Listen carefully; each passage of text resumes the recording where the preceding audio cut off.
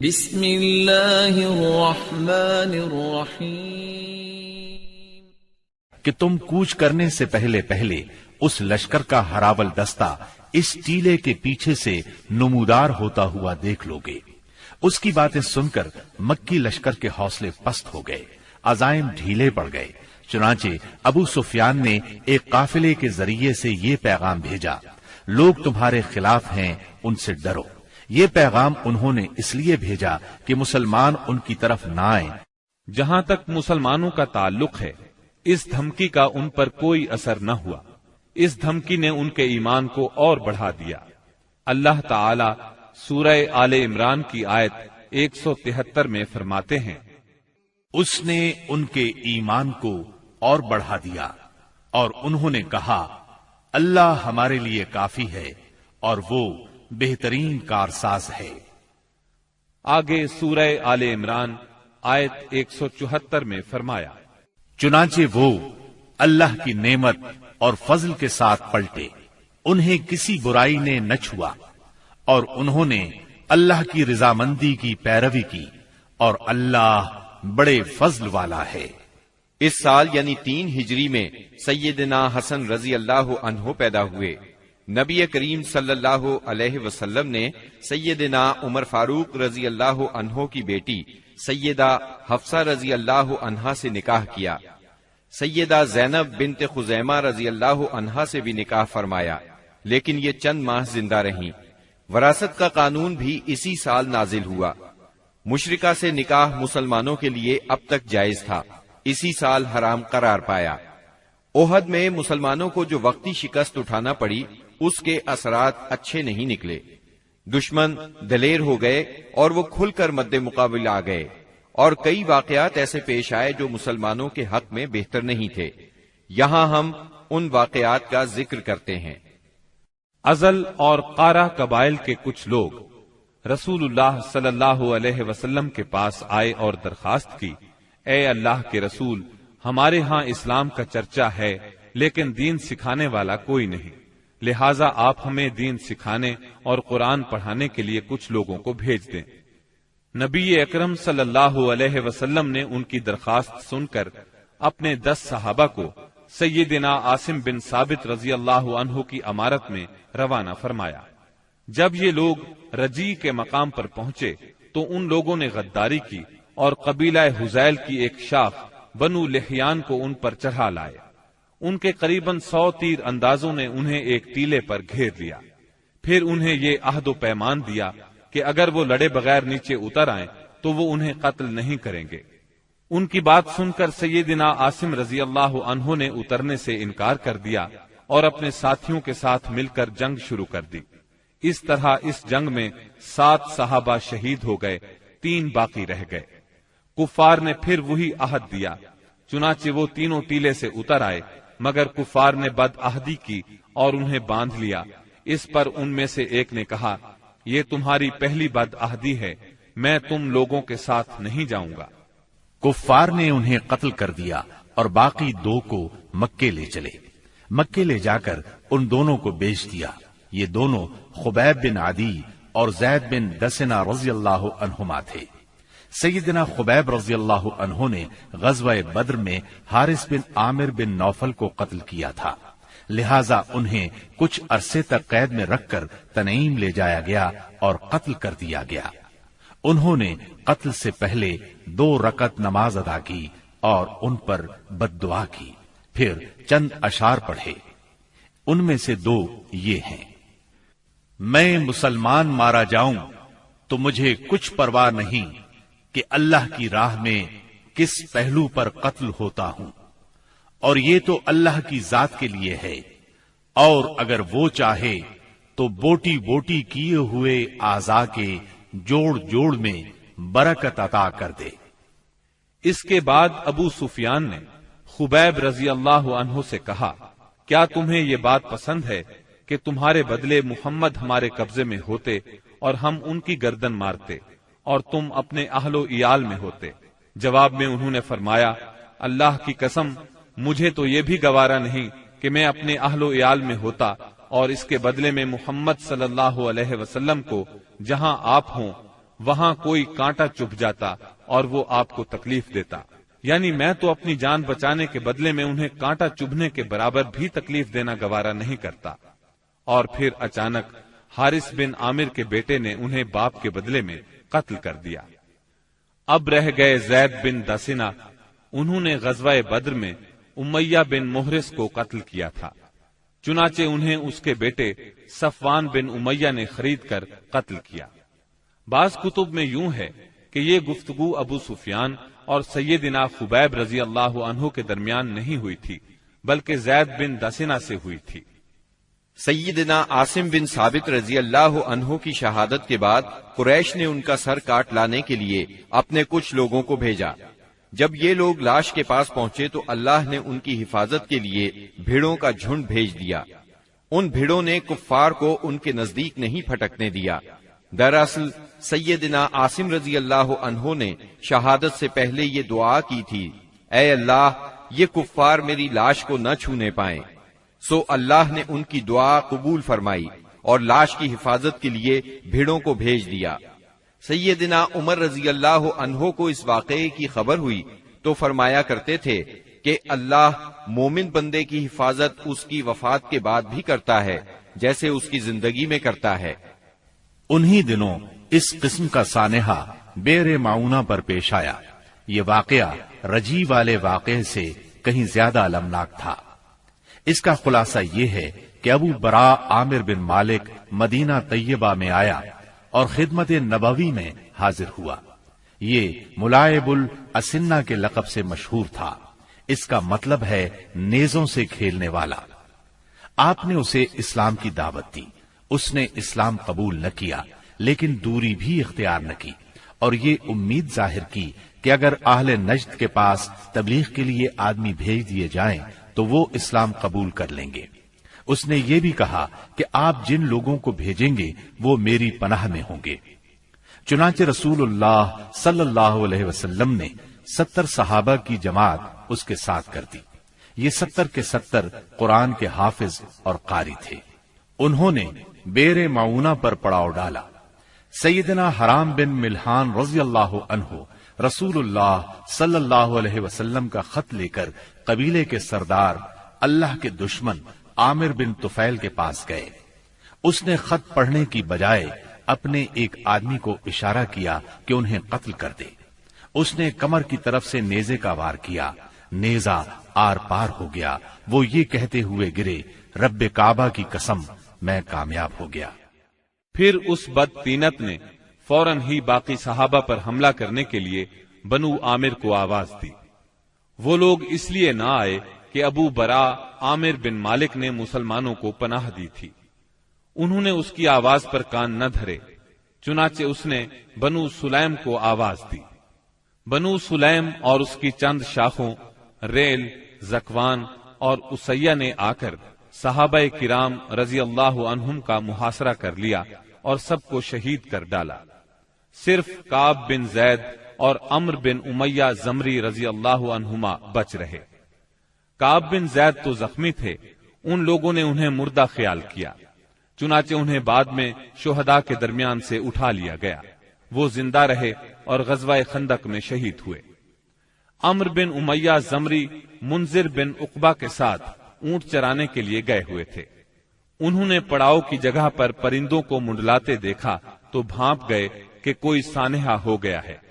فوراً وہاں پہنچے۔ حالات دیکھ کر منذر بن عقبہ نے ان دشمنوں سے لڑ کر شہید ہونے کا فیصلہ کیا۔ چنانچہ وہ ان سے لڑے اور لڑتے لڑتے شہید ہو گئے۔ عمر بن امیہ کو قید کر لیا گیا۔ جب عامر بن طفیل کو بتایا کہ ان کا تعلق قبیلہ مزر سے ہے تو عامر نے ان کی پیشانی کے بال کٹوا کر اپنی ماں کی طرف سے انہیں آزاد کر دیا۔ اس کی ماں نے ایک گردن آزاد کرنے کی منت مانی تھی۔ عمر بن امیہ رضی اللہ عنہ مدینہ منورہ کی طرف روانہ ہوئے۔ راستے میں قرقرہ نامی ایک مقام پر پہنچے تو بنو کلاب کے 2 آدمی ملے۔ عمر بن امیہ رضی اللہ عنہ نے انہیں دشمن کے آدمی خیال کیا اور قتل کر دیا، حالانکہ ان کے پاس رسول اللہ صلی اللہ علیہ وسلم کی طرف سے عہد موجود تھا۔ چنانچہ جب یہ مدینہ منورہ پہنچے اور اس واقعے کی اطلاع دی تو رسول اللہ صلی اللہ علیہ وسلم نے فرمایا، تم نے 2 ایسے آدمیوں کو قتل کیا ہے جن کی دیت مجھے دینا ہوگی۔ اللہ کے رسول صلی اللہ علیہ وسلم کو واقعہ رجی اور بئر معونہ سے بہت رنج پہنچا۔ یہ دونوں حادثے ایک ہی مہینے یعنی صفر 4 ہجری میں پیش آئے تھے، اور کہا جاتا ہے کہ دونوں حادثات کی خبر آپ کو ایک ہی رات میں پہنچی تھی۔ آپ نے ان قاتلوں پر 30 دن تک نماز فجر میں بد دعا فرمائی، یہاں تک کہ اللہ نے ان شہداء کی طرف سے یہ پیغام نازل کیا، ہماری قوم کو ہماری طرف سے یہ بات پہنچا دیں کہ ہم اپنے رب سے ملے تو وہ ہم سے راضی ہے اور ہم اس سے راضی ہیں۔ اس کے بعد آپ نے قنوت ترک کر دی۔ عمرو بن امیہ زمری رضی اللہ عنہ نے جب واپس آ کر بنو کلاب کے 2 آدمیوں کے قتل کی اطلاع دی تو رسول اللہ صلی اللہ علیہ وسلم چند صحابہ کے ساتھ بنو نذیر کے پاس تشریف لے گئے تاکہ معاہدے کے مطابق دونوں مقتولین کی دیت میں مدد کریں۔ انہوں نے آپ سے کہا، ابو القاسم، ہم ایسا ہی کریں گے، آپ تشریف رکھیے، ہم آپ کی ضرورت پوری کیے دیتے ہیں۔ ان لوگوں نے آپ کو ایک دیوار کے نیچے بٹھایا، آپ دیوار سے ٹیک لگا کر بیٹھ گئے۔ ادھر یہود جمع ہوئے، ان پر شیطان سوار تھا۔ انہوں نے باہم مشورہ کیا اور کہا، ہم میں سے کون ہے جو اس بھاری پتھر کو اوپر لے جا کر آپ کے سر پر گرا دے؟ اس پر ایک بدبخت ترین یہودی عمرو بن جہاش اٹھا، اس نے کہا، یہ کام میں کروں گا۔ پھر اس نے پتھر اٹھایا اور اس کو اوپر کی طرف لے چلا۔ ادھر سیدنا جبرائیل علیہ السلام نے آ کر نبی صلی اللہ علیہ وسلم کو ان کے ارادے کی خبر کر دی، چنانچہ آپ تیزی سے اٹھے اور مدینہ منورہ چلے آئے۔ بعد میں صحابہ رضی اللہ عنہم بھی آپ سے آ ملے، آپ نے انہیں سازش سے آگاہ فرمایا۔ اس واقعے پر نبی کریم صلی اللہ علیہ وسلم نے محمد بن مسلمہ رضی اللہ عنہ کو بنو نذیر کے پاس بھیجا۔ ان کے ذریعے سے آپ نے یہود کو پیغام دیا، تم لوگ مدینے سے نکل جاؤ، اب تم یہاں نہیں رہ سکتے، تمہیں 10 دن کی مہلت ہے، اس کے بعد جو یہاں نظر آیا اس کی گردن مار دی جائے گی۔ رسول اللہ صلی اللہ علیہ وسلم کے اس فرمان پر یہودیوں نے وہاں سے چلنے کی تیاری شروع کر دی، لیکن اسی دوران میں رئیس المنافقین عبداللہ بن ابی نے انہیں کہلا بھیجا، ڈٹ جاؤ اور یہاں سے نکلنے سے انکار کر دو، میرے ساتھ 2000 جنگجو ہیں، وہ تمہارے ساتھ تمہارے قلعوں میں داخل ہوں گے اور تمہاری حفاظت کی خاطر جان دے دیں گے، اور بنو قریظہ اور بنو غطفان بھی تمہاری مدد کریں گے۔ اس کا پیغام سن کر یہود نے اپنے اندر قوت اور مضبوطی محسوس کی اور رسول اللہ صلی اللہ علیہ وسلم سے کہلا بھیجا کہ ہم یہاں سے نہیں جائیں گے، آپ جو کر سکتے ہیں کر لیں۔ یہ سن کر رسول اللہ صلی اللہ علیہ وسلم نے کہا، اللہ اکبر۔ صحابہ رضی اللہ عنہم نے بھی مل کر کہا، اللہ اکبر۔ نبی صلی اللہ علیہ وسلم نے مدینہ منورہ کا انتظام سیدنا ابن ام مکتوم رضی اللہ عنہ کو سونپا اور جھنڈا سیدنا علی رضی اللہ عنہ کو مرحمت فرما کر بنو نذیر کے علاقے کا رخ کیا۔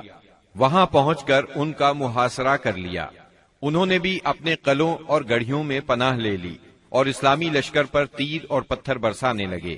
نبی صلی اللہ علیہ وسلم نے دیکھا کہ کھجور کے درخت اور باغات ان کے لیے ڈھال بنے ہوئے ہیں، چنانچہ آپ نے ان کو کاٹ دینے اور جلا دینے کا حکم فرمایا۔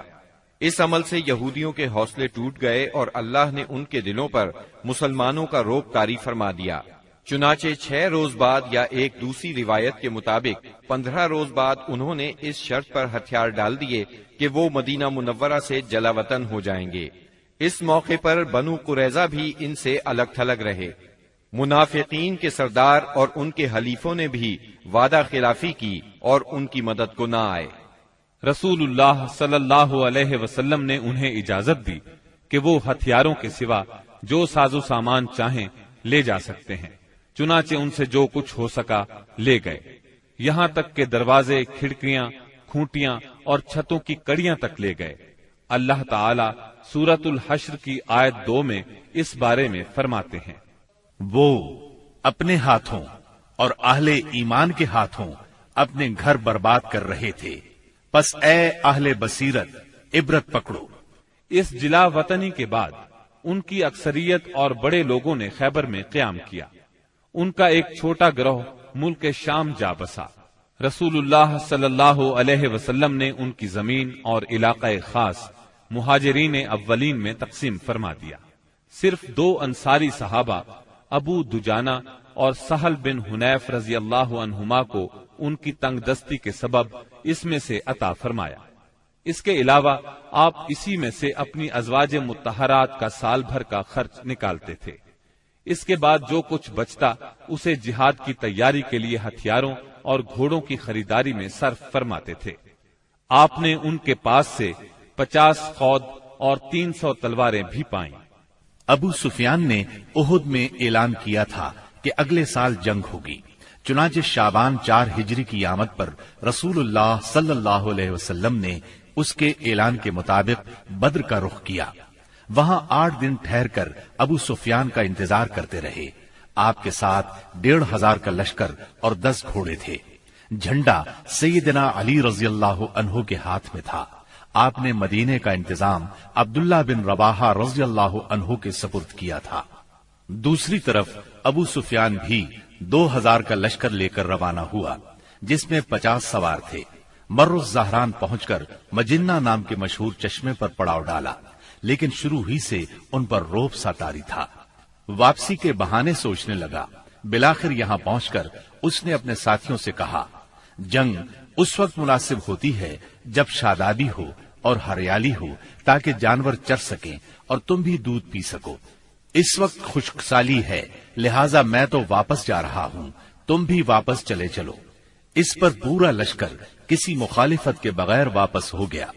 مسلمانوں کو جب ان کے واپس ہونے کی خبر ملی تو انہوں نے اپنا سامان تجارت فروخت کیا، خوب نفع کمایا اور اس شان سے واپس لوٹے کہ ہر دشمن پر ان کی دھاک بیٹھ چکی تھی اور ہر طرف امن و امان قائم ہو چکا تھا۔ چنانچہ 1 سال سے زیادہ عرصہ گزر گیا اور دشمنوں کو کچھ کرنے کی جرت نہ ہوئی۔ اسی وجہ سے رسول اللہ صلی اللہ علیہ وسلم کو آخری حدود تک امن پھیلانے کا موقع ملا۔ چنانچہ ربیع الاول 5 ہجری میں ڈاکوؤں کی سرکوبی کے لیے دومت الجندل تشریف لے گئے اور یوں ہر طرف امن و امان ہو گیا۔ بنو نذیر مدینہ منورہ سے نکلنے کو تو نکل گئے، مگر خیبر پہنچ کر انہوں نے اپنی سازشوں کا جال سارے ملک عرب میں پھیلا دیا۔ ان کے رئیسوں نے مکے جا کر قریش کو آمادہ کیا۔ قبیلہ غطفان کو خیبر کی آدھی پیداوار کا لالچ دے کر اپنے ساتھ ملا لیا۔ بنی اسد ان کے حلیف تھے، وہ بھی اٹھ کھڑے ہوئے۔ غرض سب مل ملا کر 10,000 کا بھاری لشکر مدینہ منورہ کی طرف روانہ ہوا۔ جب نبی اکرم صلی اللہ علیہ وسلم کو ان کی چڑھائی کی خبر ملی تو آپ نے صحابہ کرام رضی اللہ عنہم سے مشورہ کیا۔ سیدنا سلمان فارسی رضی اللہ عنہ نے مشورہ دیا کہ شہر کے 3 اطراف میں دشوار گزار پہاڑ، مکانات اور کھجوروں کے گھنے باغات ہیں جو پناہ کا کام دیتے ہیں۔ صرف شمالی سمت کھلی ہے، اگر وہاں خندق کھود دی جائے تو شہر کا حملہ روکا جا سکتا ہے۔ آپ نے یہ رائے پسند کی، لہٰذا آپ نے اسی جانب ہرہ شرقیہ اور غربیہ کے درمیان کا سب سے تنگ مقام منتخب کیا، جو کم و بیش 1 میل ہے۔ وہاں خندق کھود کر دونوں ہروں کو ملا دیا۔ مغرب میں یہ خندق سلا پہاڑی کے شمال سے شروع ہوتی تھی اور مشرق میں مقام شیخین کے پاس ہرہ شرقیہ کے ایک بڑھے ہوئے سرے سے جا ملتی تھی۔ آپ نے ہر 10 آدمیوں کو 40 ہاتھ خندق کھودنے کا کام سونپا اور خود بھی خندق کھودنے اور مٹی ڈھونے میں شریک ہو گئے۔ لوگ رجز پڑھتے اور آپ جواب دیتے، نیز آپ رجز پڑھتے اور لوگ جواب دیتے تھے۔ لوگوں نے خندق کھودنے میں بڑی مشقتیں برداشت کی، بالخصوص سردی اور بھوک کی شدت۔ لوگوں نے رسول اللہ صلی اللہ علیہ وسلم سے بھوک کی شکایت کی اور اپنے پیٹوں پر 1 پتھر بندھے ہوئے دکھلائے تو آپ نے انہیں اپنے پیٹ پر 2 پتھر دکھلا دیے۔ خندق کی کھدائی کے دوران بعض نشانیاں بھی دیکھنے میں آئیں۔ سیدنا جابر نے رسول اللہ صلی اللہ علیہ وسلم کی بھوک کی سختی دیکھی تو صبر نہ کر سکے، اپنی بکری کا ایک بچہ ذبح کیا اور ان کی بیوی نے 1 سا جو پیسے پھر خفیہ طور پر رسول اللہ صلی اللہ علیہ وسلم کو چند صحابہ کرام سمیت دعوت دی، مگر رسول اللہ صلی اللہ علیہ وسلم سارے اہل خندق کے ساتھ، جن کی تعداد 1000 تھی، چل پڑے اور سب نے شکم سیر ہو کر کھایا۔ پھر بھی ہانڈی بھری ہوئی ابلتی رہی اور آٹے سے روٹی پکتی رہی۔ اس طرح سیدنا برا کے ساتھیوں کا ایک سخت چٹان سے سامنا ہوا۔ نبی صلی اللہ علیہ وسلم نے اتر کر بسم اللہ کہا اور کدال سے ایک ضرب لگائی تو ایک ٹکڑا کٹ گیا اور اس سے ایک روشنی نکلی۔ آپ نے فرمایا اللہ اکبر، مجھے شام کی کنجیاں دی گئیں اور اس وقت میں اس کے سرخ محل دیکھ رہا ہوں۔ اس کے بعد آپ نے دوسری ضرب لگائی اور فتح فارس کی خوشخبری سنائی، پھر تیسری ضرب لگائی اور فتح یمن کی خوشخبری سنائی اور پوری چٹان کٹ گئی۔ ادھر قریش اور ان کے پیروکار 4000 کا لشکر لے کر آئے۔ ان کے ساتھ 300 گھوڑے اور 1000 اونٹ تھے۔ ان کا سالار ابو سفیان تھا اور جھنڈا عثمان بن طلحہ نے اٹھا رکھا تھا۔ جب یہ لشکر مدینہ کے قریب پہنچا تو خندق دیکھ کر دنگ رہ گیا، چنانچہ انہیں مدینہ منورہ کے باہر پڑاؤ کرنا پڑا۔ ادھر 3000 مسلمان پوری طرح ہوشیار تھے اور خندق کی نگرانی کر رہے تھے۔ دونوں اطراف سے تیر اندازی شروع ہوئی جو کئی دن تک جاری رہی۔ ایک روز مشرکین کے شاہ سواروں کی ایک جماعت نے ایک تنگ مقام سے خندق عبور کر لی۔ ان لوگوں میں عمر بن عبد ود، اکرمہ بن ابی جہل اور زرار بن خطاب وغیرہ شامل تھے۔ ان کے گھوڑے اندر داخل ہو کر چکر کاٹنے لگے۔ ایسے میں سیدنا علی رضی اللہ عنہ چند مسلمانوں کے ساتھ نکلے اور جس مقام سے انہوں نے خندق عبور کی تھی اس پر قبضہ کر لیا۔ اس طرح انہوں نے ان لوگوں کا واپسی کا راستہ بند کر دیا۔ اس پر عمر بن عبد ود نے انہیں مقابلے کے لیے للکارا۔ وہ بہت بہادر اور ظالم تھا۔ سیدنا علی رضی اللہ عنہ نے کوئی بات کہہ کر اسے بھڑکا دیا۔ وہ گھوڑے سے اتر آیا۔ اب دونوں نے ایک دوسرے پر بڑھ چڑھ کر وار کیے۔ آخر سیدنا علی نے اسے ایک کاری ضرب لگائی، وہ وہیں ڈھیر ہو گیا۔ باقی مشرک بھاگ نکلنے میں کامیاب ہو گئے۔ بھاگتے وقت ان کی بدحواسی کا عالم یہ تھا کہ اکرمہ اپنا نیزہ چھوڑ گیا۔ نوفل بن عبداللہ خندق میں جا گرا، جسے مسلمانوں نے قتل کر دیا۔ اب مشرکین نے تیر اندازی شروع کر دی۔ تیروں کے ساتھ وہ پتھر بھی برسا رہے تھے۔ مسلمان عورتیں ایک قلعے میں محفوظ تھیں۔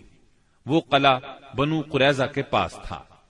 بنو قریظہ نے جب یہ دیکھا کہ مسلمان حملے کی زد میں ہیں، ادھر میدان خالی ہے، تو قلعے پر قبضے کے برے ارادے سے قلعے کی طرف بڑھے۔ ایک یہودی تو پھاٹک کے پاس پہنچ گیا۔ عورتوں نے بھی انہیں دیکھ لیا اور ان کے ارادے کو بھانپ لیا۔ سیدنا زبیر رضی اللہ عنہ کی والدہ اور نبی کریم صلی اللہ علیہ وسلم کی پھوپھی سیدہ صفیہ رضی اللہ عنہا آگے بڑھی اور اس پر حملہ کر دیا۔ آن کی آن میں وہ ڈھیر ہو گیا۔ انہوں نے اس کا سر کاٹ کر میدان میں پھینک دیا۔ اپنے ساتھی کا سر دیکھ کر بنو قریظہ کے لوگ یہ سمجھے کہ قلعے میں مسلمانوں کی فوج موجود ہے، لہذا آگے بڑھنے سے رک گئے اور واپس لوٹ گئے۔ غزوہ خندق شوال 5 ہجری میں پیش آیا تھا۔ مشرکین نے قریباً 1 ماہ تک مسلمانوں کا محاصرہ جاری رکھا۔ اس کا مطلب ہے محاصرہ شوال میں شروع ہوا اور ذیقعد میں ختم ہوا۔ ابن سعد کا بیان ہے کہ جس روز رسول اللہ صلی اللہ علیہ وسلم واپس ہوئے وہ بدھ کا روز تھا اور ذیقعد کے ختم ہونے میں صرف 7 دن باقی تھے۔ اس جنگ میں دونوں طرف کے صرف چند افراد مارے گئے، یعنی 10 مشرک اور 6 مسلمان۔ ایک تیر سعد بن معاذ رضی اللہ عنہ کو لگا، جس سے ان کے بازو کی بڑی رگ کٹ گئی۔ انہوں نے اللہ سے دعا کی کہ اگر قریش کی جنگ ابھی کچھ باقی ہے تو اس کے لیے انہیں زندہ رکھے، ورنہ اسی زخم کو ان کی موت کا سبب بنا دے۔ البتہ انہوں نے اپنی دعا میں یہ بھی کہا، یا اللہ مجھے موت نہ دے یہاں تک کہ بنو قریظہ سے میری آنکھیں ٹھنڈی ہو جائیں۔ خندق کی لڑائی دراصل جان اور مال کے نقصان کی جنگ نہیں تھی، بلکہ یہ جنگ اعصاب کی جنگ تھی۔ اس میں کوئی خون ریز معرکہ پیش نہیں آیا، لیکن پھر بھی یہ اسلامی تاریخ کی ایک فیصلہ کن جنگ تھی۔ اس جنگ کے نتیجے میں مشرکین کے حوصلے پست ہو گئے اور ان پر یہ بات واضح ہو گئی کہ وہ مسلمانوں کی اس چھوٹی سی جماعت کو جو مدینہ منورہ میں نشو نما پا رہی تھی ختم نہیں کر سکتے۔ وہ کیا، عرب کی کوئی طاقت بھی انہیں ختم نہیں کر سکتی۔ اس خیال کی وجہ یہ تھی کہ غزوہ خندق میں مشرکین بڑی طاقت، ساز و سامان اور بھاری تعداد کے ساتھ آئے تھے۔ اس وقت اس سے بڑی طاقت فراہم کرنا عربوں کے بس کی بات نہیں تھی۔ اس لیے رسول اللہ صلی اللہ علیہ وسلم نے احزاب سے واپسی کے بعد فرمایا، الآن نغزوهم ولا يغزونا نحن نسير إليهم۔ اب ہم ان پر چڑھائی کریں گے، وہ ہم پر چڑھائی نہیں کریں گے۔ اب ہمارا لشکر ان کی طرف جائے گا۔ نبی اکرم صلی اللہ علیہ وسلم غزوہ خندق سے واپس آنے کے بعد ابھی ہتھیار اور کپڑے اتار کر ام سلمہ رضی اللہ عنہا کے گھر میں غسل کر کے فارغ ہی ہوئے تھے کہ جبرائیل علیہ السلام تشریف لے آئے اور بنو قریظہ کی طرف نکلنے کا حکم دیتے ہوئے فرمایا، میں آگے آگے جا رہا ہوں، ان قلعوں میں زلزلہ برپا کروں گا اور ان کے دلوں میں روب ڈالوں گا۔ یہ کہہ کر وہ فرشتوں کے ساتھ روانہ ہو گئے۔ ادھر رسول اللہ صلی اللہ علیہ وسلم نے لوگوں میں منادی کرائی کہ جو شخص سن رہا ہے اور اطاعت پر قائم ہے وہ عصر کی نماز بنو قریظہ میں پڑھے۔ اس کے بعد آپ نے مدینہ منورہ کا انتظام ابن ام مکتوم رضی اللہ عنہ کو سونپا اور سیدنا علی رضی اللہ عنہ کو جنگ کا علم دے کر ہراول دستے کے طور پر ایک جماعت کے ساتھ آگے روانہ فرمایا۔ بنو قریظہ نے انہیں دیکھا تو نبی کریم صلی اللہ علیہ وسلم کو برا بھلا کہنے لگے، مذاق اڑانے لگے۔ ادھر اعلان سن کر مسلمان بھی جھٹ پٹ تیار ہوئے اور نکل پڑے۔ بعض لوگ ابھی راستے میں تھے کہ عصر کا وقت ہو گیا، چنانچہ کچھ لوگوں نے وہیں نماز پڑھ لی اور کچھ نے بنو قریظہ پہنچ کر نماز پڑھی۔ رسول اللہ صلی اللہ علیہ وسلم بھی مہاجرین اور انصار کے ساتھ نکلے۔ آپ نے بنو قریظہ کے دیار میں پہنچ کر انا نامی کنویں پر پڑاؤ ڈالا۔ اللہ تعالیٰ نے بنو قریظہ کے دلوں پر ایسا روب طاری کیا کہ وہ اپنے قلعوں اور گڑھیوں سے نکل ہی نہ سکے۔ انہیں لڑائی کی جرت نہ ہوئی۔ مسلمانوں نے بھی سختی سے محاصرہ جاری رکھا۔ جب یہود نے دیکھا کہ محاصرہ طول پکڑتا جا رہا ہے تو چاہا کہ اپنے بعض مسلمان حلیفوں سے مشورہ کریں۔ چنانچہ انہوں نے رسول اللہ صلی اللہ علیہ وسلم سے درخواست کی کہ وہ ابو لبابہ کو بھیج دیں تاکہ ان سے مشورہ کر لیا جائے۔ آپ نے ابو لبابہ کو بھیج دیا۔ انہیں دیکھ کر مرد حضرات ان کی طرف دوڑ پڑے، عورتیں اور بچے ان کے سامنے دھاڑے مار کر رونے لگے۔ اس کیفیت کو دیکھ کر ابو لبابہ رضی اللہ عنہ پر رقت طاری ہو گئی۔ اس پر یہود نے کہا، کیا آپ مناسب سمجھتے ہیں کہ ہم محمد صلی اللہ علیہ وسلم کے فیصلے پر ہتھیار ڈال دیں؟ انہوں نے کہا، ہاں یہی کرنا چاہیے۔ ساتھ ہی انہوں نے ہاتھ سے اپنے حلق کی طرف اشارہ کیا۔ اس کا مطلب یہ تھا کہ ذبح کر دیے جاؤ گے۔ تاہم انہیں فوراً ہی احساس ہوا کہ یہ اشارہ کر کے انہوں نے اللہ اور اس کے رسول صلی اللہ علیہ وسلم سے خیانت کی ہے۔ چنانچہ وہاں سے واپس لوٹے تو سیدھے مسجد نبوی میں پہنچے، خود کو ایک ستون سے باندھ لیا اور قسم کھائی، اب مجھے اللہ کے رسول صلی اللہ علیہ وسلم ہی اپنے ہاتھ مبارک سے کھولیں گے۔ رسول اللہ صلی اللہ علیہ وسلم کو اس کی اطلاع ہوئی تو آپ نے فرمایا، اگر وہ میرے پاس آ گئے ہوتے تو میں ان کے لیے مغفرت کی دعا کر دیتا، لیکن جب وہ یہ کام کر بیٹھے ہیں تو ہم بھی انہیں چھوڑے رکھیں گے یہاں تک کہ اللہ ہی ان کے بارے میں فیصلہ فرما دے۔ ادھر محاصرے نے مزید طول پکڑا تو بنو قریظہ کے حوصلے بالکل پست ہو گئے۔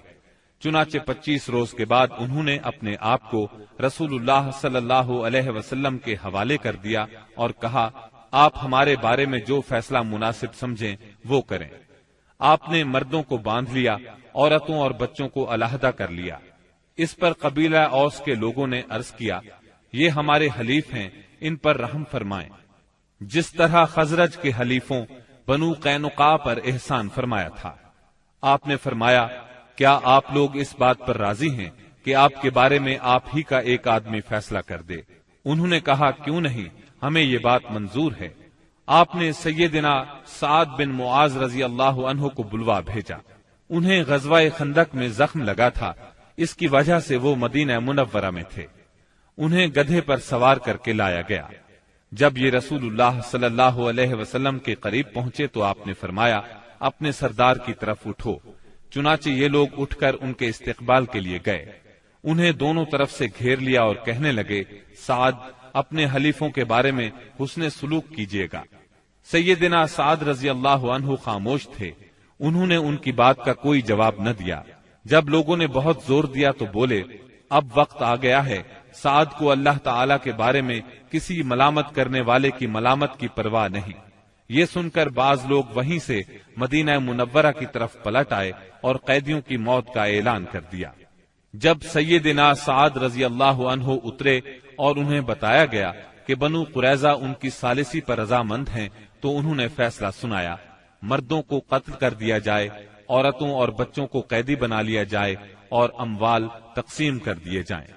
رسول اللہ صلی اللہ علیہ وسلم نے فرمایا، تم نے ان کے بارے میں وہی فیصلہ کیا ہے جو 7 آسمانوں کے اوپر سے اللہ تعالی کا فیصلہ ہے۔ یہ فیصلہ یہودی شریعت کے مطابق تھا، بلکہ ان کی شریعت کے فیصلے کے مقابلے میں زیادہ رحم اور نرمی پر مبنی تھا۔ سیدنا سعد رضی اللہ عنہ کے اس فیصلے کے بعد بنو قریظہ کو مدینہ منورہ لایا گیا اور بنو نجار کی ایک عورت کے گھر میں قید کر دیا گیا، یہ حارث کی بیٹی تھی۔ اس کے بعد مدینہ منورہ کے بازار میں خندقیں کھودی گئیں، پھر انہیں ایک ایک گروہ کر کے لے جایا گیا اور ان خندقوں میں ان کی گردنیں ماری گئیں۔ ان کی تعداد 400 کے قریب تھی، یہ بھی کہا جاتا ہے کہ 6 اور 700 کے درمیان تھی۔ انہی کے ساتھ بنو نذیر کا سردار حیی بن اخطب بھی مارا گیا۔ یہ یہود کے ان 20 سرداروں میں سے تھا جنہوں نے قریش اور غطفان کو غزوہ احزاب کے لیے تیار کیا تھا۔ پھر بنو قریظہ کے پاس آ کر انہیں عہد شکنی پر اکسایا تھا، یہاں تک کہ انہوں نے مسلمانوں کی زندگی کے مشکل ترین اوقات میں ان کے ساتھ غداری کی تھی، اور غداری کرتے وقت حیی بن اخطب سے یہ شرط لگائی تھی کہ یہ بھی ان کے ساتھ رہے گا اور جو حشر ان کا ہوگا وہی اس کا بھی ہوگا۔ چنانچہ محاصرہ ختم ہونے اور ہتھیار ڈال دینے کے بعد یہ بھی ان کے ساتھ قتل کر دیا گیا۔ جب بنو قریظہ کا کام تمام ہو گیا تو بندہ صالح سیدنا سعد بن معاذ رضی اللہ عنہ کی دعا قبول ہو گئی۔ وہ مسجد نبوی کے ایک خیمے میں تھے تاکہ نبی صلی اللہ علیہ وسلم قریب ہی سے ان کی عیادت کر لیا کریں۔ ایک دن ان کے اوپر سے ایک بکری گزر گئی، اس سے ان کا زخم تازہ ہو گیا اور ہنسلی کی ہڈی کے پاس سے خون بہ نکلا۔ اس قدر خون جاری ہوا کہ ان کی موت واقع ہو گئی۔ ان کا جنازہ مسلمانوں کے ساتھ ساتھ فرشتوں نے بھی اٹھایا اور ان کی موت پر رحمان کا عرش لرز اٹھا۔ ادھر ابو لبابہ رضی اللہ عنہ پر 6 راتیں گزر چکی تھیں۔ نماز کے لیے ان کی بیوی انہیں کھول دیتی تھی، اس کے بعد وہ پھر خود کو ستون سے باندھ لیتے تھے۔ آخر سیدہ ام سلمہ رضی اللہ عنہا کے گھر میں ان کی توبہ نازل ہوئی۔ سیدہ ام سلمہ رضی اللہ عنہا نے انہیں بشارت دی تو لوگ انہیں کھولنے کے لیے دوڑ پڑے، لیکن انہوں نے ان سب کو روک دیا اور کہا، رسول اللہ صلی اللہ علیہ وسلم کے سوا مجھے کوئی نہ کھولے۔ آخر نبی کریم صلی اللہ علیہ وسلم نماز فجر کے لیے نکلے تو انہیں کھول دیا۔ غزوہ بنو قریظہ کے بعد مسلمانوں نے اور کئی فوجی کاروائیاں انجام دی۔ ان میں اہم کاروائیاں یہ ہیں: سمامہ بن اسال نبی صلی اللہ علیہ وسلم کو اور آپ کے لائے ہوئے دین کو سخت ناپسند کرتے تھے، چنانچہ محرم 6 ہجری میں مسیلمہ کذاب کے حکم سے بھیس بدل کر نبی صلی اللہ علیہ وسلم کو قتل کرنے نکلے۔ ادھر نبی صلی اللہ علیہ وسلم نے محمد بن مسلمہ رضی اللہ عنہ کو 30 سواروں کے ساتھ زریہ کے اطراف میں بھیجا تھا تاکہ بنی بکر بن کلاب کو تنبیہ کریں۔ زریہ بصرہ کے راستے میں مدینہ منورہ سے 7 رات کے فاصلے پر واقع ہے۔ ان سواروں نے واپس آتے ہوئے سمامہ بن اسال کو دیکھ لیا، انہیں ان پر شک گزرا، چنانچہ گرفتار کر کے مدینہ منورہ لے آئے اور مسجد کے ایک ستون سے باندھ دیا۔ نبی کریم صلی اللہ علیہ وسلم وہاں سے گزرے تو فرمایا، سمامہ تمہارے نزدیک کیا ہے؟ انہوں نے کہا، اے محمد، میرے نزدیک خیر ہے۔ اگر قتل کرو گے تو ایک خون والے کو قتل کرو گے، اگر احسان کرو گے تو ایک قدردان پر احسان کرو گے، مال چاہتے ہو تو مانگو، جو چاہو گے دیا جائے گا۔ نبی صلی اللہ علیہ وسلم ان کی بات سن کر مسکرا دیے اور انہیں ان کے حال پر چھوڑ کر آگے بڑھ گئے۔ دوسرے دن نبی کریم صلی اللہ علیہ وسلم پھر اس طرف سے گزرے تو آپ نے فرمایا، سمامہ تمہارا کیا حال ہے؟ وہ بولے، میں ٹھیک ہوں۔ اگر قتل کرو گے تو ایک قصاص والے کو قتل کرو گے، اگر احسان کرو گے تو ایک قدردان پر احسان کرو گے، اگر مال چاہتے ہو تو مانگو، جو چاہو گے دیا جائے گا۔ آپ ان کی بات سن کر مسکرائے اور آگے بڑھ گئے۔ تیسرے دن پھر یہی گفتگو ہوئی۔ اس روز آپ نے فرمایا، سمامہ کو چھوڑ دو۔ صحابہ کرام رضی اللہ عنہم نے انہیں چھوڑ دیا۔ اس کے بعد انہوں نے غسل کیا اور مسلمان ہو گئے۔ اسلام لانے کے بعد وہ بولے، اللہ کی قسم، اسلام لانے سے پہلے روئے زمین پر کوئی چہرہ میرے نزدیک آپ کے چہرے سے زیادہ قابل نفرت نہیں تھا، لیکن اب آپ کا چہرہ میرے نزدیک روئے زمین پر سب سے زیادہ محبوب ہو گیا ہے، اور اللہ کی قسم، روئے زمین پر کوئی دین میرے نزدیک آپ کے دین سے زیادہ ناپسندیدہ نہیں تھا، مگر اب آپ کا دین میرے نزدیک تمام ادیان سے زیادہ پسندیدہ ہو گیا ہے۔ واپسی پر سیدنا سمامہ رضی اللہ عنہ عمرے کے لیے مکہ گئے تو قریش نے انہیں اسلام لانے پر ملامت کی۔ اس پر وہ بولے، اللہ کی قسم، تمہارے پاس یمامہ سے گندم کا ایک دانہ بھی نہیں آئے گا جب تک رسول اللہ صلی اللہ علیہ وسلم اس کی اجازت نہ دے دیں۔ چنانچہ واپسی پر انہوں نے اہل مکہ کے لیے گندم فروخت کرنے کی ممانعت کر دی، جس سے وہ مشکل میں پڑ گئے، یہاں تک کہ انہوں نے نبی صلی اللہ علیہ وسلم کو خط لکھا، اس میں اپنی قرابت کا واسطہ دیا اور درخواست کی کہ آپ سمامہ کو لکھ دیں، وہ گندم فروخت کرنے کی اجازت دے دیں۔ آپ نے سمامہ رضی اللہ عنہ کو لکھ دیا۔ بنو لہیان وہی ہیں جنہوں نے رجی کے مقام پر دھوکے سے 8 صحابہ کرام رضی اللہ عنہم کو شہید کیا تھا اور 2 کو اہل مکہ کے ہاتھوں فروخت کر دیا تھا، جہاں وہ بے دردی سے شہید کر دیے گئے تھے۔ یہ لوگ حجاز کے بہت اندر عصفان کی حدود میں آباد تھے، اسی لیے نبی صلی اللہ علیہ وسلم نے ان سے انتقام لینے میں قدر تاخیر سے کام لیا۔ جب کفار کے مختلف گروہوں میں پھوٹ پڑ گئی اور آپ دشمنوں سے کسی قدر مطمئن ہو گئے تو آپ نے مدینہ منورہ کا انتظام ابن ام مکتوم رضی اللہ عنہ کو سونپ کر 200 صحابہ اور 20 گھوڑوں کے ساتھ ربیع الاول 6 ہجری میں بنو لہیان کا رخ کیا اور یلغار کرتے ہوئے بطن غران تک پہنچ گئے۔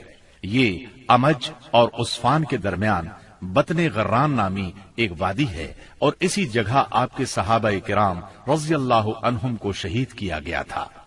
آپ نے ان کے لیے دعائے رحمت کی، 2 روز تک یہیں قیام فرمایا۔ ادھر بنو لہیان کو آپ کی آمد کی خبر مل گئی، وہ پہاڑوں کی طرف بھاگ گئے، ان کا کوئی آدمی ہاتھ نہ آ سکا۔ پھر آپ نے عصفان کا قصد کیا اور وہاں سے 10 سواروں کا دستہ آگے بھیجا تاکہ قریش ان کی آمد کا حال سن کر مرعوب ہو جائے۔ اس دستے نے قراء الغمیم تک کا چکر لگایا۔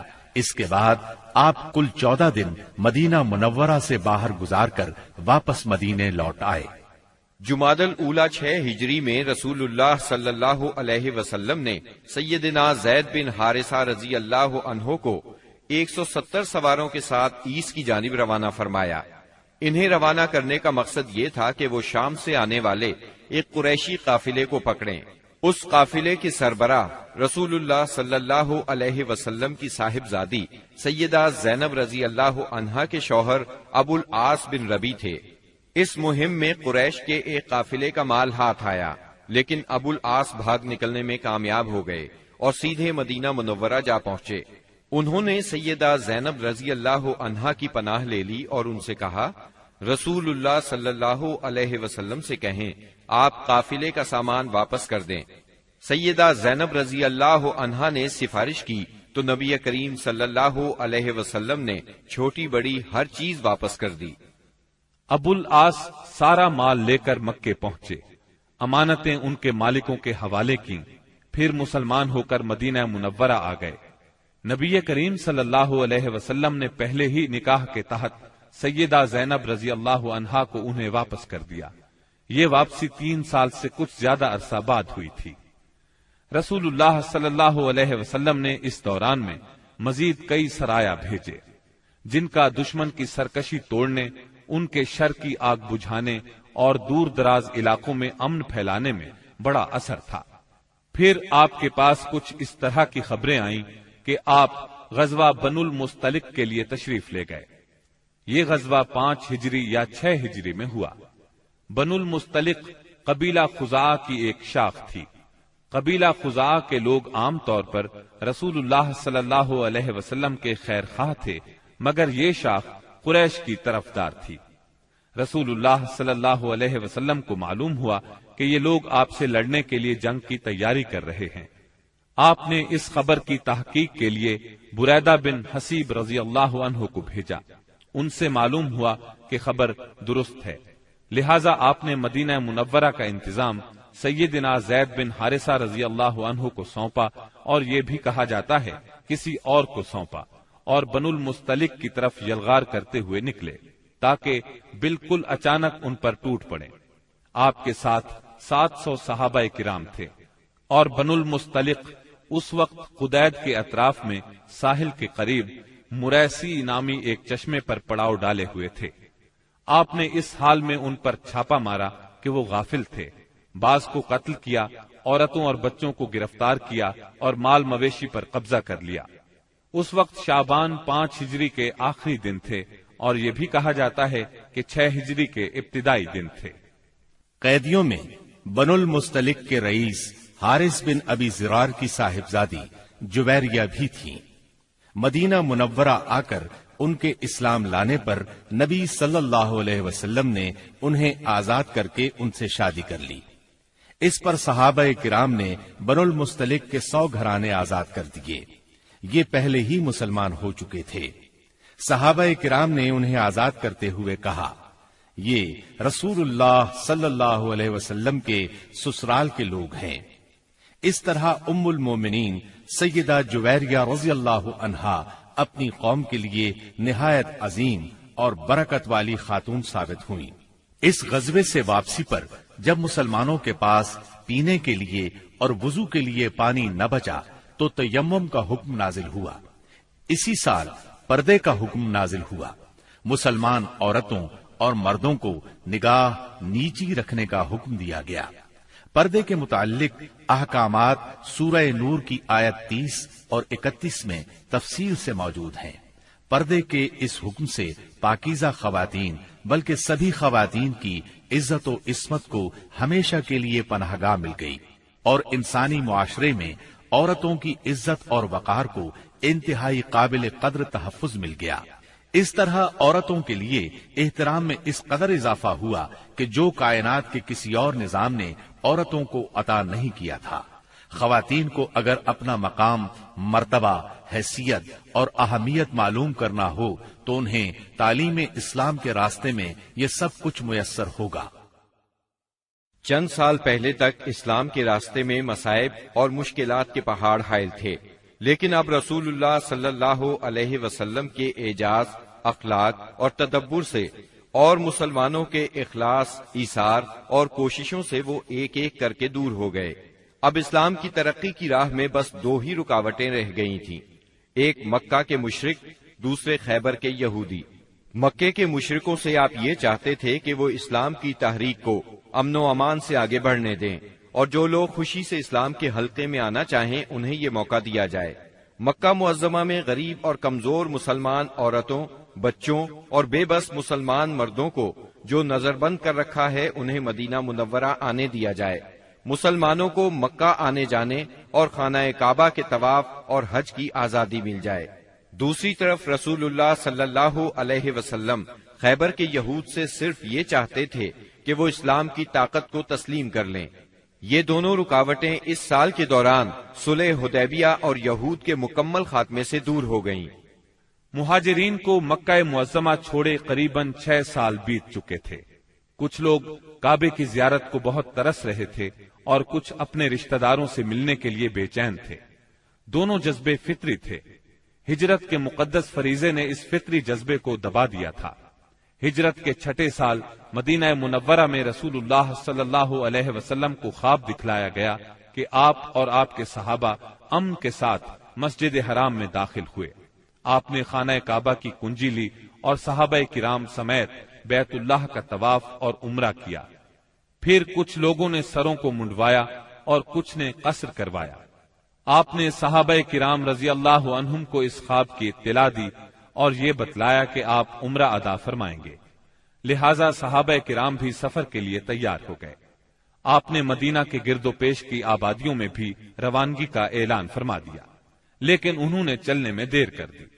رسول اللہ صلی اللہ علیہ وسلم پیر کے روز یکم ذی قعد 6 ہجری کو 1400 مہاجرین و انصار کے ساتھ مدینہ منورہ سے روانہ ہوئے اور اپنے ساتھ قربانی کے جانور بھی لیے تاکہ لوگ جان لیں کہ آپ جنگ کے لیے نہیں عمرے کے لیے جا رہے ہیں۔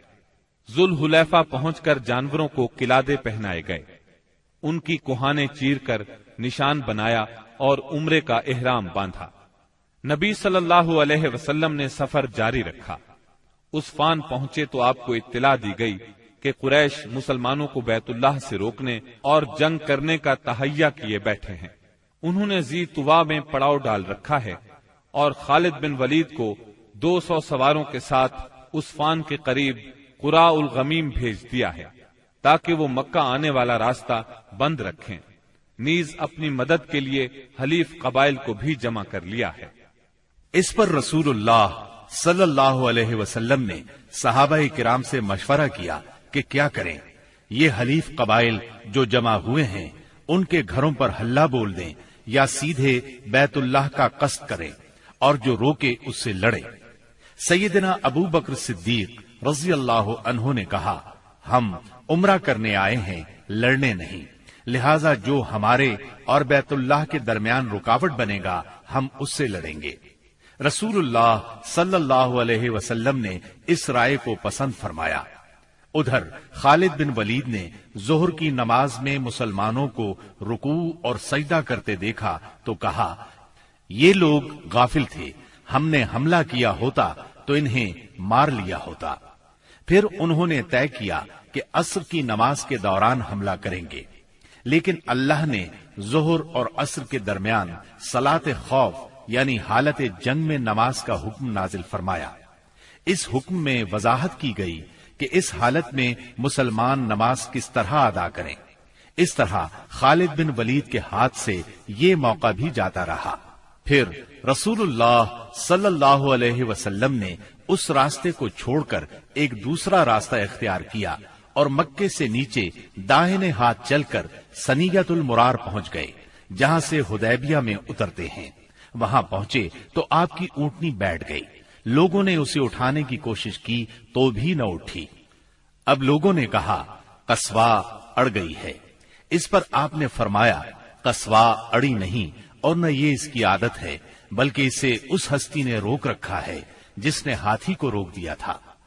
پھر آپ نے فرمایا، اللہ کی قسم، یہ لوگ مجھ سے کسی بھی ایسے معاملے کا مطالبہ نہیں کریں گے جس میں اللہ کی حرمتوں کی تعظیم کر رہے ہوں، مگر میں اسے ضرور تسلیم کر لوں گا۔ اس کے بعد آپ نے اونٹنی کو ڈانٹا تو وہ اچھل کر کھڑی ہو گئی۔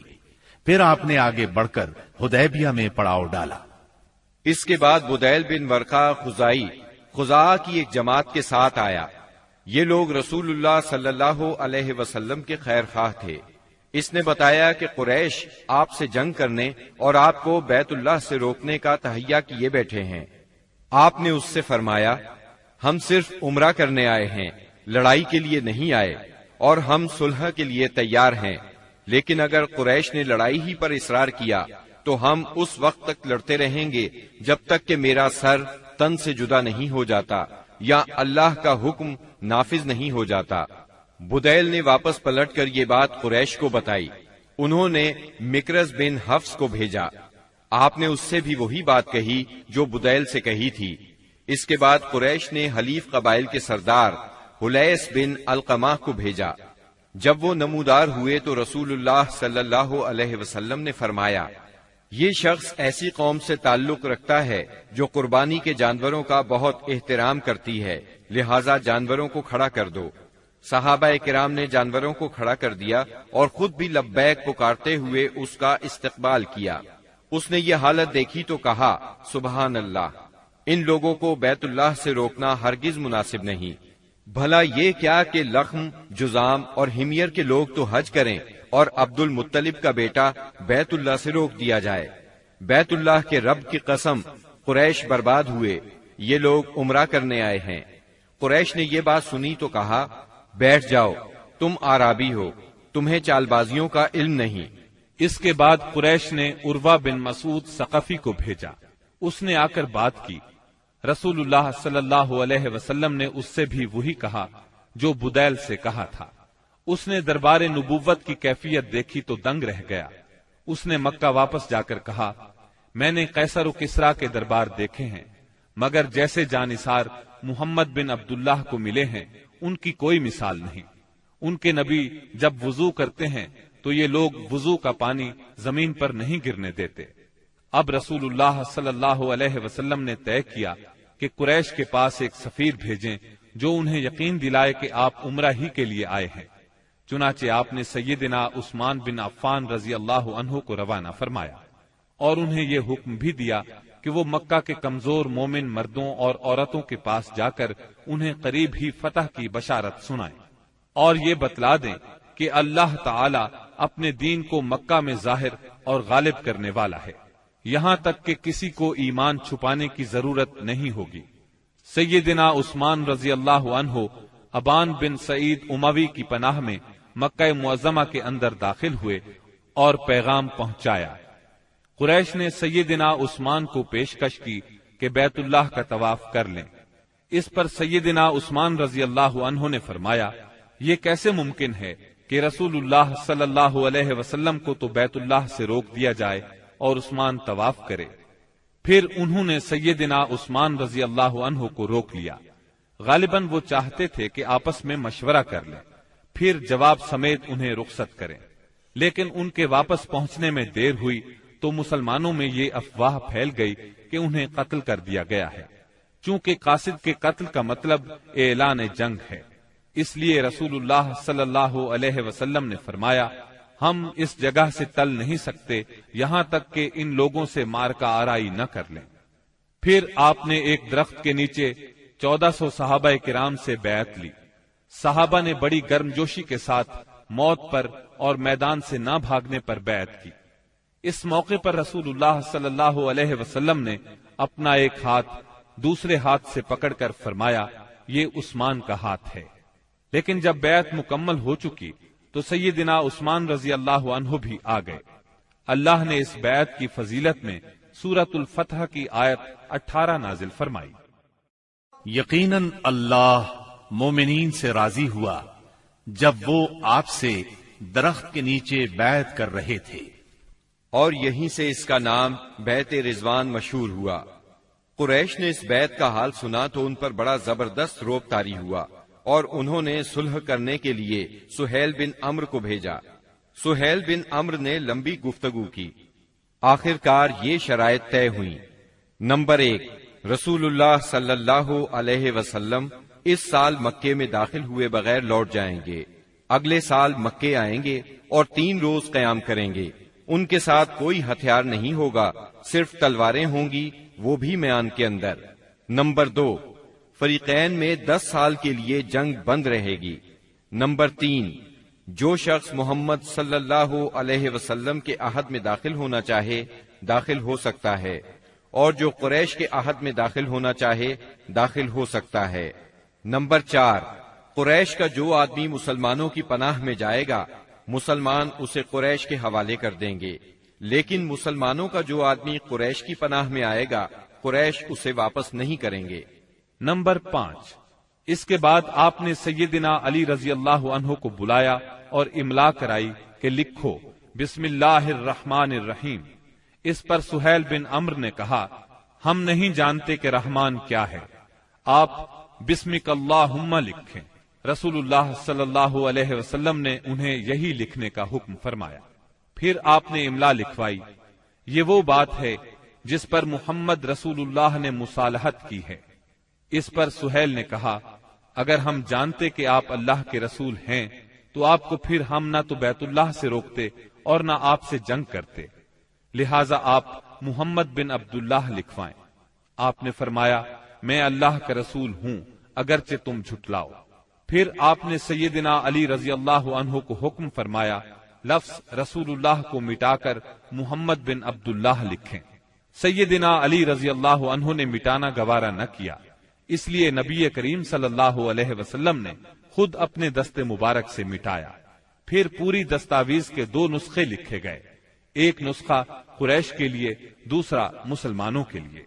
صلح نامہ حدیبیہ کی شرائط ظاہر میں بہت سخت تھی، اسی لیے بعض پرجوش مسلمانوں کو ان کے ماننے میں تأمل ہو رہا تھا، لیکن جب خود رسول اللہ صلی اللہ علیہ وسلم ان کو مان چکے تو پھر انکار کی جرت کون کرتا؟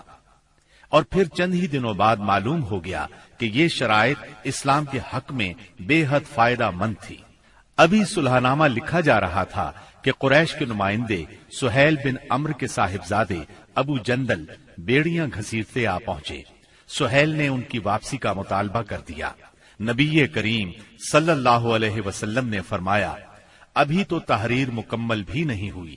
اس پر سہیل نے کہا تب میں آپ سے صلح ہی نہیں کرتا۔ آپ نے فرمایا اچھا تم اسے میری خاطر چھوڑ دو۔ اس نے کہا یہ بھی نہیں ہو سکتا۔ پھر سہیل نے ابو جندل کو مارا۔ ابو جندل نے چیخ کر کہا مسلمانوں، کیا میں مشرکین کی طرف واپس کیا جاؤں گا کہ وہ مجھے میرے دین سے فتنے میں ڈالیں؟ اس پر اللہ کے رسول صلی اللہ علیہ وسلم نے فرمایا صبر کرو اور ثواب کا باعث سمجھو، اللہ تمہارے لیے اور تمہارے علاوہ جو دوسرے کمزور مسلمان ہیں ان سب کے لیے کشادگی اور پناہ کی جگہ بنائے گا۔ ہم نے مشرکین سے صلح کر لی ہے اور ہم نے ان کو اور انہوں نے ہم کو اس پر اللہ کا عہد دے رکھا ہے، اس لیے ہم بدعہدی نہیں کر سکتے۔ اس صلح کا اثر اسلامی دعوت کی رفتار پر بہت اچھا ہوا۔ عام عرب سے ملنے اور انہیں اللہ کی دعوت دینے کا موقع مسلمانوں کے ہاتھ لگا، چنانچہ لوگ بکثرت اسلام میں داخل ہوئے اور صرف 2 سال میں مسلمانوں کی تعداد اتنی ہو گئی کہ 19 برسوں میں نہیں ہوئی تھی۔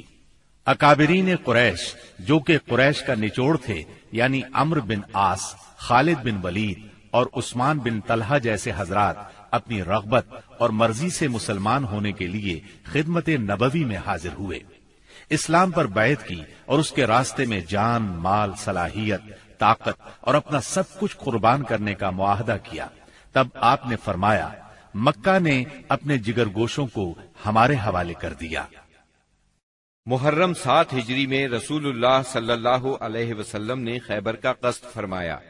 اس موقع پر ان لوگوں نے بھی اجازت مانگی جو حدیبیہ کے موقع پر پیچھے رہ گئے تھے۔ آپ نے اعلان فرمایا میرے ساتھ وہی روانہ ہو جسے جہاد کی خواہش ہو، رہا مال غنیمت تو اس میں سے کچھ نہیں ملے گا۔ اس کے نتیجے میں آپ کے ساتھ بیت رضوان والے 1400 اصحاب ہی روانہ ہوئے۔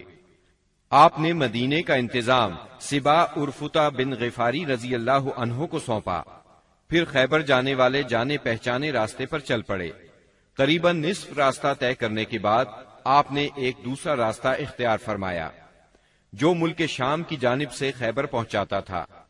اس سے آپ کا مقصد یہ تھا کہ یہودیوں کے لیے ملک شام کی طرف بھاگنے کا راستہ بند کر دیں۔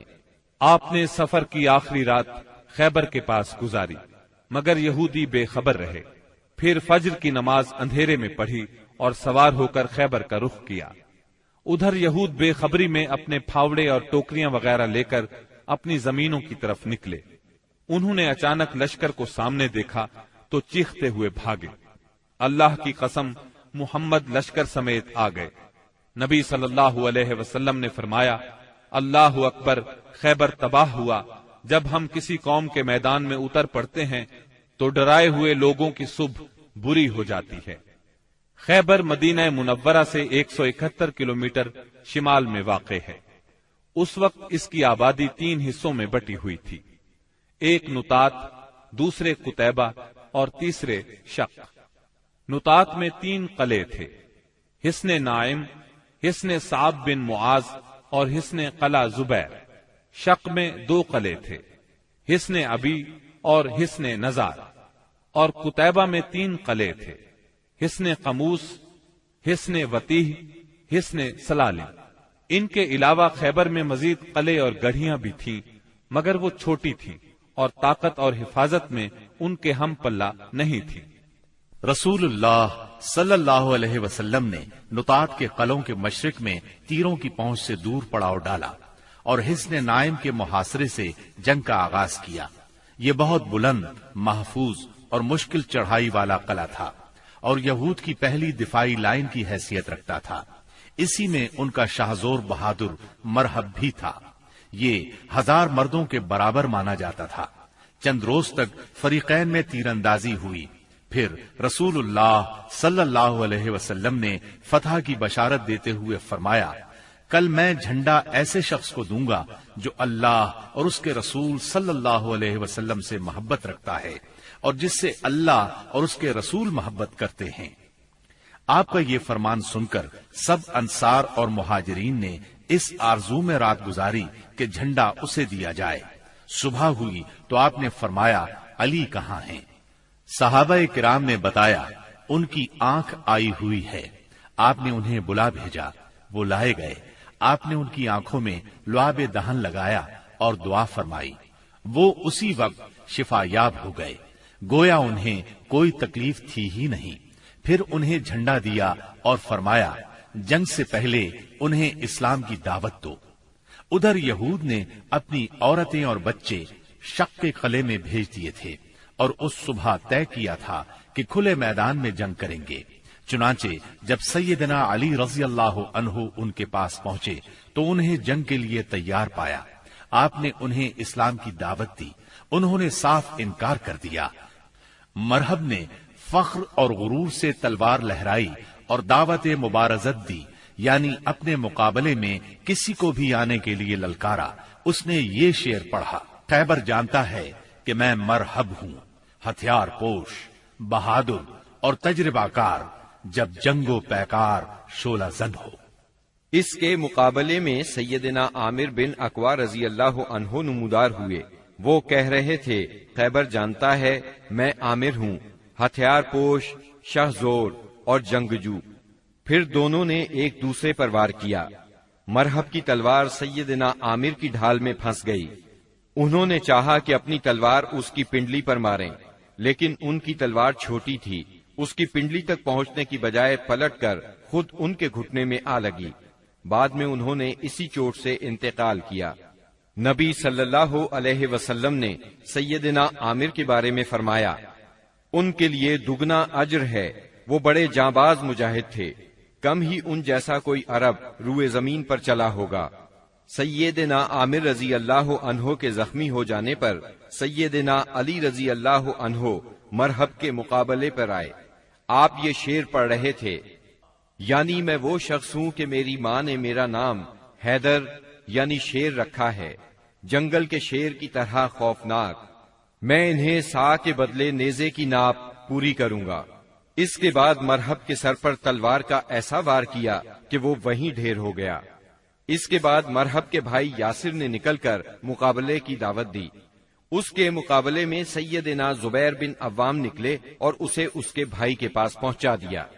پھر گھمسان کی لڑائی چھڑ گئی، بہت سے یہودی مارے گئے، جس سے ان کے حوصلے پست ہو گئے اور وہ اپنے مورچے چھوڑ کر بھاگ نکلے۔ مسلمانوں نے ان کا پیچھا کیا اور بزور قلعے میں داخل ہو گئے۔ یہود اس قلعے سے بھاگ کر اس کے ساتھ والے قلعے حصن الصاب میں مورچہ بند ہو گئے۔ ادھر مسلمانوں کو قلعہ حصن نائم میں بہت سا غلہ، کھجوریں اور اسلحہ ملا۔ اس کے بعد مسلمانوں نے سیدنا حباب بن منذر رضی اللہ عنہ کی قیادت میں حصن صاب کا محاصرہ کر لیا۔ یہ محاصرہ 3 دن جاری رہا۔